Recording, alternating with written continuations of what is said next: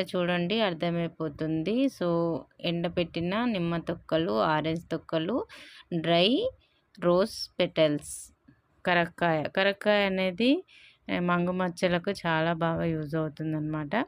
దాల్చిన చెక్క, ఇది కూడా మంగు మచ్చలకు, బ్లాక్ ఫెయిర్ దానికి చాలా బాగా యూజ్ అవుతుంది. మినప్పప్పు ట్యాన్ని పోగొడుతుంది, స్కిన్ టైట్నెస్ అయితే ఇస్తుందన్నమాట.